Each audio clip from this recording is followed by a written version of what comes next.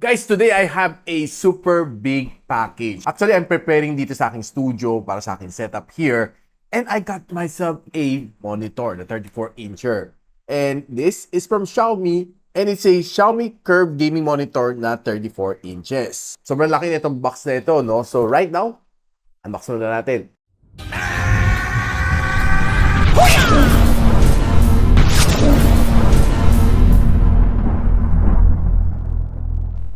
So of course, pag unboxing, kailangan natin ng blade. So, wait. Slice natin all the way hanggang dulo. Uy, malaking styro. So basahin ko lang quickly yung mga specs na meron na dito. AMD FreeSync Premium siya. VESA Certified Display HDR400. WQHD na resolution. 180Hz screen refresh rate. 1ms na GTG. And of course, TUV Rainland certified for low blue light. Medyo mabigat siya. Ang kailangan nito, 2 tao maglabas. So ilabas ko na lang siya na nakatagilid. Baka mas mabilis pa. Oh. See? Sabi ko sa inyo eh. So you have to be careful kasi talagang malaki siya. So kailangan mo tanggalin kayo ng styro sa ibabaw. And you can see your curve monitor here. Ganito yung itsura niya. Andito yung adapter niya. Ito yung pinaka-arm niya. Which yung likod niya is a VESA mount. Ganda. Ganda-ganda color. So guys, right now mamount na natin siya. We start off with yung kanyang base plate, which is ganito yung itsura niya. Then we have here is yung kanyang arm. Yeah. So, ang gagawin lang natin, just kakabitan natin siya dito. And we need to screw it dito, 4 na screw. Nandito yung 4 na screw mo, plus yung screwdriver. So, ingatan, huwag mawawalain to. So, yun guys, na-screw na natin 4. 1, 2, 3, and 4 just to make sure higpitan mo using this tong screwdriver. And guys, maganda kanyang mga rubber boots. So you have 1, 2, 3, 4, 5, 6 na rubber boots to make sure na hindi magasgas yung table natin from TT Racing, which is the Titus X. Lagyan na natin siya dito. Next is to get our monitor. So ito yung itsura ng monitor natin sa likod. So you have to make sure na isa-snap on natin doon sa VESA mount niya. Papasok mo siya lang. I-clip mo lang siya. Ganun siya kabilis, oh. Pagpasok mo ng tilt, then snap mo lang siya. Okay na, pasok na siya. Nakalock na siya. Okay, hindi na siya gagalaw. Okay, ang bilis, ah. Setting up is so easy. This is Xiaomi Curve Gaming Monitor 34. So, ang ganda na ganda itsura sa likod, oh, guys. Yeah, just take a quick look. Diba? Ang linis. I love it. Personally speaking, maganda ka na itsura. Nandito ka ng power button. So, i-quick tour ko lang muna kayo. Ito kayo ng power button. Andito yung mga magkakabitan natin, no? Sinipilan natin quickly. Mukhang kailangan i-tilt natin para makita mo. Okay, so we have power port niya. Dalawang HDMI, dalawang DP port. Tapos meron ka pa audio port dito sa ilalim. And that completes everything dito sa ilalim. So after natin makabit ang ng power port, diretso na natin saksakan. Okay. So, we'll turn it on for the first time. Uy, ganda. May ilaw yung likod. Purple. Not sure kung makita niyo pagka-purple niya, pero dito nakita ko sa purple color. So far, so good. Na-mount na natin maayos. Pag gusto mo adjust up and down, ano mo lang, no? Depende sa'yo. Ilayin mo lang paakit konti or tulak pababa. Ano na siya eh?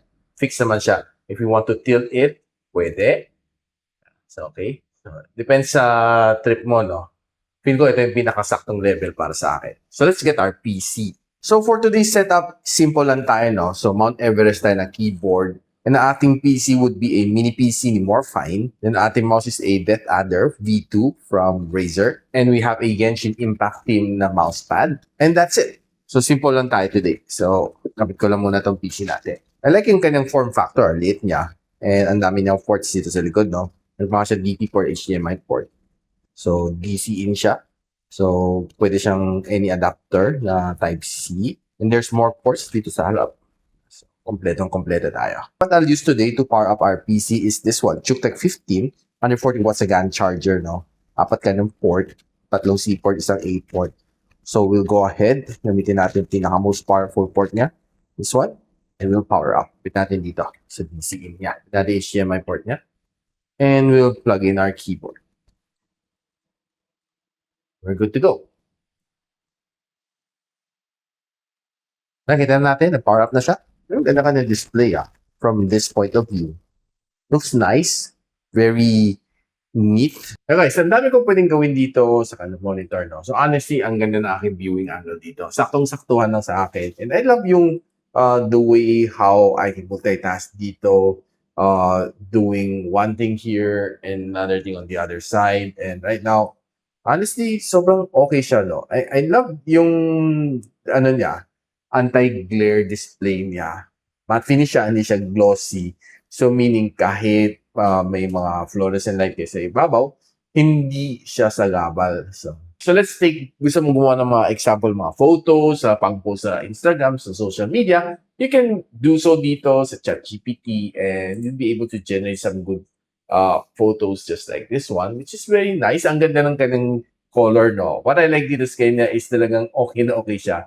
Ganda na nga ng resolution. Eh kung medyo may pagkamarites ka, gusto mo gumawa ng mga updated na post like this one kay FNM, kay Francis Leo Marcos, you can also do so dito on this monitor. Ang ganda, no? You can, pagtapos mo dito, gusto mo kunting edit sa Photoshop, pwede mo rin gawin, which is pretty nice and solid. Now, one of the things na okay rin dito sa kanya is that if you want to watch your favorite NBA basketball games, you can do so dito. And ang ganda din ng kanyang resolution dito. You can watch 4K videos dito on this PC. As long as yung GPU mo supported, kayang-kaya i-support din ng yung monitor.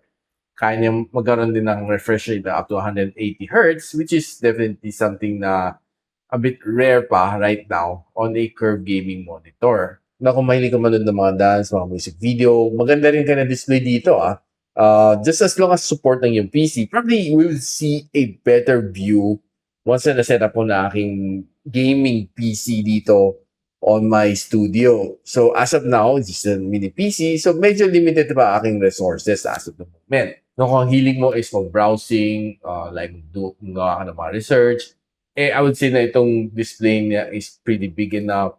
More than enough para sa akin to do my research. And talagang big ang kanyang display, perfect ang kanyang viewing angle. I couldn't ask for more. Kung sabihin natin gusto mo mag-multitask at the same time, on one side, nag-research ka, on the other side, tinatype mo ng mga research mo, you can definitely do so kasi sobrang wide nitong kanyang display which gives you enough room to do research and doing your document at the same time, presentation, worksheet, spreadsheet, walang problema dito sa kanya. You can freely do so dito on this monitor. Sobrang na versatile, I would say. So right now, kakalikutin lang natin yung settings niya.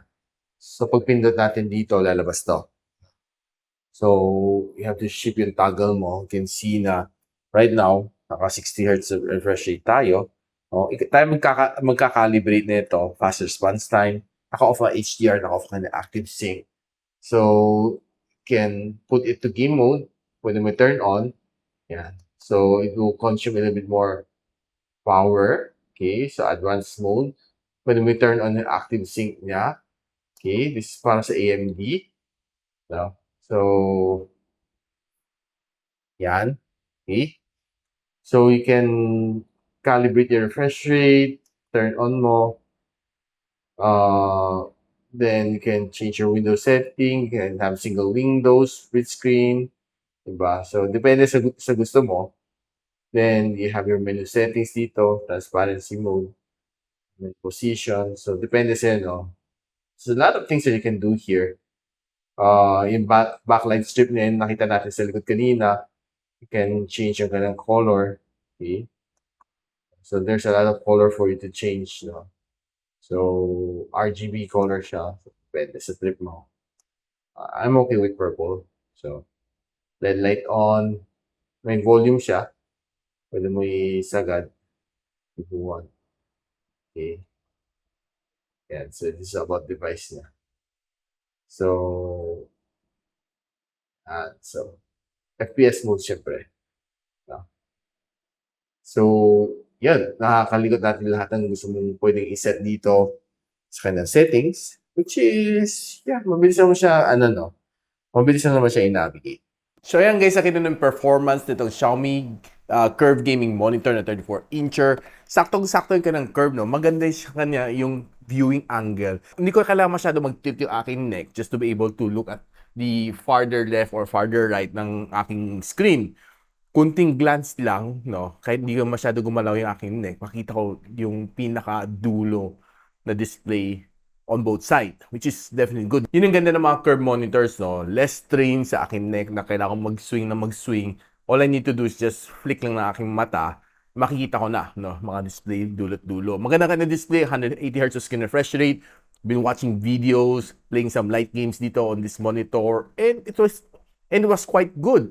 So makita natin yung full setup nito pretty soon. Once na-build ko na aking PC dito sa aking studio, we'll put this monitor more to a test. No? Makita natin yung performance niya. But overall, guys, sabi ko ang one thing that I like is yung kanyang pagka-sporty look dito sa likod. Yun na. Yun isa sa something na sobrang nagustuhan ko dito sa monitor nito. Ang ganda, ang ganda. Sobrang futuristic and sporty ang kanyang itsura, which I personally like. And if you're interested to know kung saan pwede mabili itong monitor na ito, I'll post the link on the description or just simply click yung YouTube shopping link na biglang lilitaw sa inyong screen. Lahat ng links na nilalagay natin are legit and official para makuha niyo ang mga warranty nitong mga units na ito, no? In case you need na ipa-warranty itong mga device na ito. So of course, kung meron kayong mga friends na naghahanap ng mga good gaming monitors just like this one, feel free to share this video to them. And of course, ina-encourage ko kayo to like, subscribe dito sa aking channel so you don't miss out mga videos just like this one here on my channel. So, paano yan? Hanggang dito muna ako. I'll see you on my next video. Peace out. And so, ako para si Richmond and you're watching Gadget Sidekick. Like and subscribe to my channel. Don't forget to hit that notification bell. For one of my latest uploads, click the dito. And for one of my popular uploads, click here.